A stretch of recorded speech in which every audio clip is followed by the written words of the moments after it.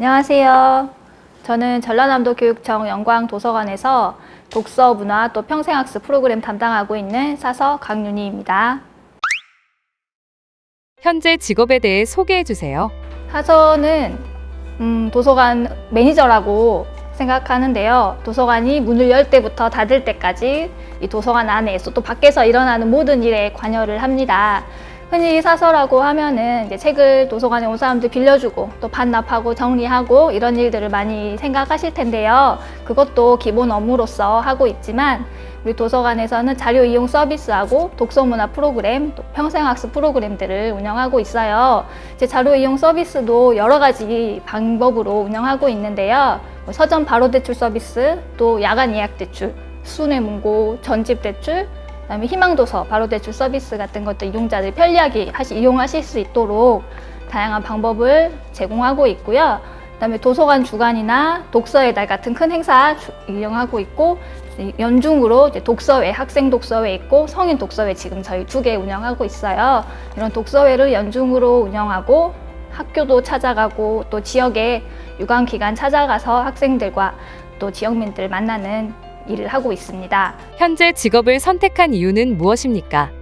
사서가 다 책 좋아하고 많이 읽을 거라고 생각하실 텐데 저도 어릴 때는 책을 많이 읽는 편이었어요. 좋아했고 집에서 책 읽는 시간이 많이 있었던 것 같아요. 그러다가 이제 중고등학교 때는 좀 멀어졌던 것 같은데 제가 사서라는 직업이 있는지 잘 몰랐어요. 그러다가 이제 대학 원서를 쓸 때 저희 담임 선생님께서 이런 문헌정보학과라는 데가 있는데 너랑 좀 맞을 것 같고 이 점수도 맞다. 한번 지원해보는 게 어떻겠냐 하셔가지고 네 알겠습니다 하고 이제 지원했고 그렇게 해서 이제 문헌정보학과 입학하게 되면서 여기까지 오게 됐죠. 그 고3 담임 선생님의 도움으로 제가 이 자리에 앉아 있습니다. 감사합니다. 현재 직업을 갖기 위한 준비 과정 또는 자격 조건을 말씀해 주세요. 사서는 뭐 대기업이나 뭐 일반 기관의 자료실에 근무하지 않으면 대부분 국가나 지자체에서 운영을 하는 도서관에서 근무를 하기 때문에 공무원이에요. 뭐 위탁 운영하는 것도 일부 있기는 하지만 대부분 공무원이라고 보시면 될 것 같아요. 그래서 다른 공무원 직렬들과 비슷하게 준비를 했습니다. 기본 공무원 시험 과목 3개, 그다음에 전공 과목 2개 봐가지고 합격을 했습니다. 사서 자격증이 이제 필요해요. 그래서 사서 자격증을 따야지 사서 공무원 직렬에 응시를 할 수가 있어요. 사서 자격증을 따려면 먼저 문헌정보학과를 졸업해야 됩니다. 이제 문헌정보학과는 4년제 대학교도 있고 뭐 전문 대학교도 있어요. 거기 졸업을 하면 한국도서관협회에서 사서 자격증을 줍니다. 그것이 사서 기본 자격이고요. 이제 그런 대학교 말고도 뭐 평생교육원 학점은행제도 있고요. 또 사서 교육원도 1년짜리도 있어서 그걸 통해서도 사서 자격증을 취득하시는 분들이 많이 있으세요. 기억에 남는 에피소드가 있나요? 제가 사서 업무를 시작한 게 2013년이었어요. 그러다 이제 2년 차가 될 때 2014년도에 문학기행 프로그램을 담당하게 됐었는데요. 그때 이제 여러 가족들이 이제 모여가지고 이제 차를 타고 문학 기행을 가는 건데 문학 기행은 이제 뭐 작가랑 관련이 깊은 곳이나 문학 작품의 배경이 된 곳을 탐방하는 프로그램이에요. 그때 이제 노 부부가 참여를 해주셨었어요. 근데 두 분이 꼭 손을 잡고 다니시고 또 서로를 다정하게 챙기시는 모습이 너무 보기 좋더라고요.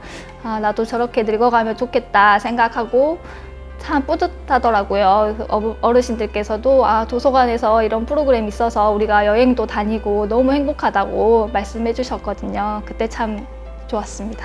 직업을 선택한 후 나의 삶에 있어 어떤 변화가 있었나요? 많은 사서분들이 공감하실 건데요. 이제 사서 기본 업무가 자료 정리 업무잖아요. 그래서 자료 정리를 할 때 저희가 책 등에 청구 기호라는 걸 보고 순서대로 배열을 해요. 근데 그 청구 기호가 숫자하고 문자로 이루어져 있습니다. 그 문자하고 숫자 순서 0부터 999까지 있는데 그게 순서대로 되어 있지 않고 이렇게 틀어져 있으면 저희가 그게 신경이 쓰여요. 그래가지고 그것들을 이거는 다시 바로 지나가다가도 딱 눈에 보이면 다시 바로 잡고 근데 이거 이제 책뿐만 아니라 다른데 이제 주변에 지나다니면서도 뭐가 잘못됐어 하면은 다시 꽂고 싶고 아니면 또 이걸 다시 바로 잡아주고 싶고 이런 것들이 좀 직업병 아닌 직업병이라고 생각합니다. 다시 학창 시절로 돌아간다면 무엇을 하고 싶은가요? 저는 좀 내향형 인간이고 좀 소극적이었어요. 그래가지고 좀 많이 못 놀았어요. 그래서 놀고 싶습니다. 뭐 혼자 놀든지 아니면은 뭐 친구들이랑 노는 것도 상관없이 그냥 놀고 싶어요. 뭐 공부를 많이 한 것도 아니었는데 놀지도 않고 공부도 안 하고 좀 무의미한 시간을 많이 보내지 않았나. 그게 좀 많이 후회가 되더라고요. 그래서 노는 것도 공부니까 어떻게든 놀아보고 싶습니다. 청소년에게 전해주고 싶은 조언이나 정보가 있나요?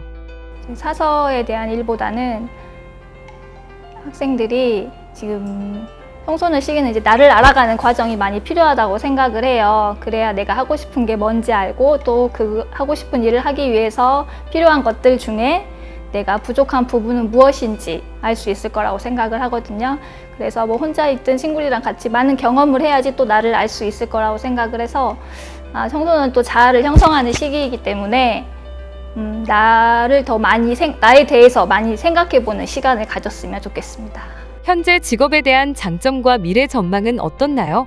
4차 산업혁명 시대가 되면서 사라질 직업 탑10 막 이런 거 나오면은 사서는 항상 상위 랭크에 있었어요.